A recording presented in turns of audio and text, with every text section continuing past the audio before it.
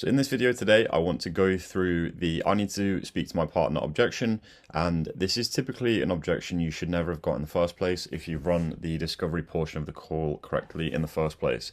So what most people will do here is they'll be like, oh, no problem, let me know what they say. And typically at that point, the deal is gone. And the reason why is you've kind of handed the pitch over to the person you've been speaking with to then take to their partner to try kind of relay the value of what you've presented to them. They'll obviously explain your offer worse than you did, and also won't be able to handle any kind of questions or objections as well if you would have been able to do too. With that as well, no next step. So they've probably said, oh, I need to speak to my partner. I don't know when that will be. They're busy with work and that kind of stuff. You'll lose momentum with the deal. It'll start to drag its heels. And typically, like I said, that will be gone. And then you never hear back. You never find out why. And you've lost control of the deal, which was possibly one that you probably could have got over the line if you'd handled this in a different way.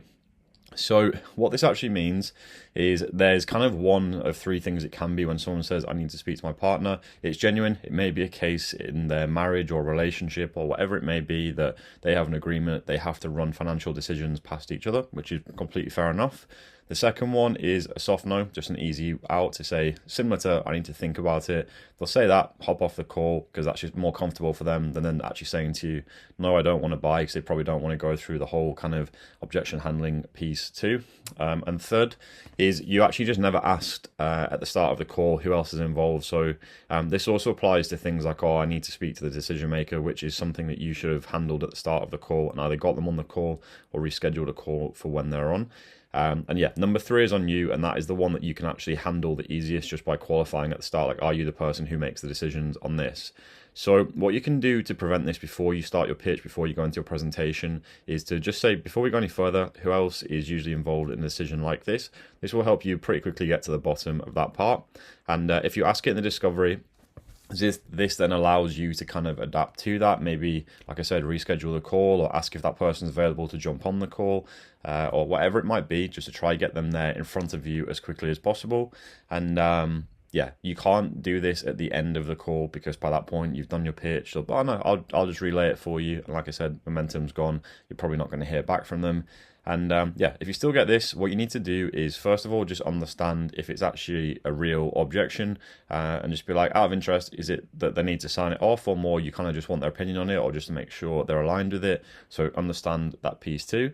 The second part is to find out their view. So if you do go to your partner and you tell them about this, what you kind of expect that they'll say about that. Have a bit of a curious tone with that as well, as if you're kind of just asking and you be genuinely interested in what they have to say. And this answer will also allow you to see, is this actually a genuine objection, or are they just kind of skirt and get off the call? The third thing, like I said already, try get them on the call together. Okay, rather than you kind of having to go through this pitch, well, how about we just get them on the call? I can take them through everything, and we can take a look at it at once, and then we can get sort of the direct feedback and kind of see if you guys are aligned with the solution that we're selling. Again, we'll just make it so much easier for you. And number four, never leave it with me. So bam fam, book a meeting from a meeting. You say, okay, cool. So let's get a call penciled in on this date. Does that work for you? Bring them along. We'll take them through everything. And in that case, then you don't lose momentum. The deal won't stall, and you can keep things kind of moving forward.